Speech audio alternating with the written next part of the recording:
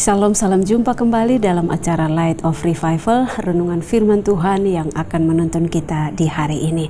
Mari bersama-sama kita membaca dari 2 Tawarik 26 ayat 16. Setelah ia menjadi kuat, ia menjadi tinggi hati sehingga ia melakukan hal yang merusak. Ia berubah setia kepada Tuhan Allahnya dan memasuki bait Tuhan untuk membakar ukupan di atas mezbah pembakaran ukupan. Waspadalah terhadap kesuksesan. Saudara yang dikasihi Tuhan Yesus Kristus, realita hidup berbicara bahwa kesuksesan seseorang dapat membawa dia kepada jurang kehancuran. Kesuksesan seseorang bisa menjadi bumerang bagi orang itu apabila dia tidak mampu mengendalikan dirinya. Saudara, hal yang sama terjadi dalam kehidupan Raja Uzia, seperti ayat firman Tuhan yang kita baca pagi hari ini. Kalau kita membaca ayat-ayat sebelumnya, dijelaskan bahwa dia adalah orang yang sukses, dia adalah orang yang berhasil selama masa kepemimpinannya selama 25 tahun. Ada banyak keberhasilan, ada banyak kesuksesan yang Tuhan buat baginya. Dalam segala hal Tuhan membuat semuanya sukses, Tuhan membuat semuanya berhasil.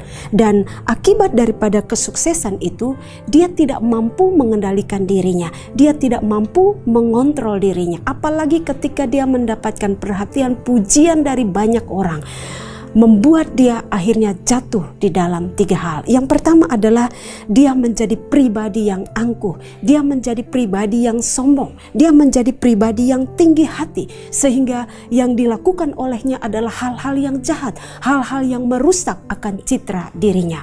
Hal yang kedua adalah bahwa dia mulai berubah setia kepada Tuhan, dia mulai tidak percaya lagi kepada Allah. Dia mulai tidak mengikuti apa yang menjadi perintah dan ketetapan-ketetapan Tuhan. Dan yang ketiga adalah bahwa dia mengambil alih hak daripada seorang imam dalam hal membakar ukupan atau membakar korban persembahan. Itu harusnya dilakukan oleh seorang imam yang dipercayakan melayani di bait Tuhan. Tetapi Uzia mengambil alih hak itu dan dia melakukannya.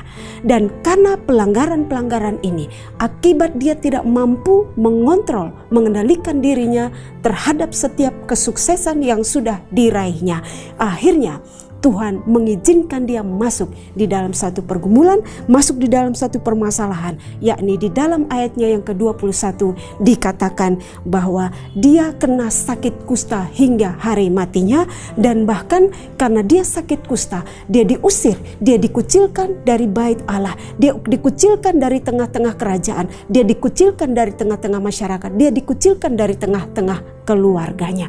Ini 2 hal yang dialami oleh Raja Uzia karena dia tidak mampu menjaga dan mengendalikan dirinya terhadap kesuksesan yang sudah diraihnya.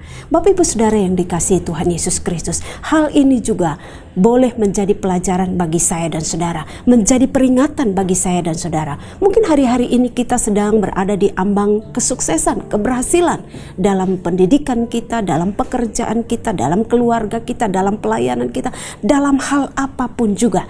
Tetapi firman Tuhan pagi hari ini mengingatkan saya dan saudara, waspadalah, berhati-hatilah supaya hati dan pikiran kita tetap dikendalikan oleh Tuhan. Hati dan pikiran kita tetap dipimpin oleh Tuhan. Hati dan pikiran kita tetap diarahkan oleh Tuhan sehingga kita tidak jatuh ketika kita berada di dalam kesuksesan. Kita tetap mengingat Tuhan, kita tetap setia kepadanya, dan kita tetap hidup berlaku benar di hadapannya, melakukan segala sesuatu yang Dia inginkan kita lakukan.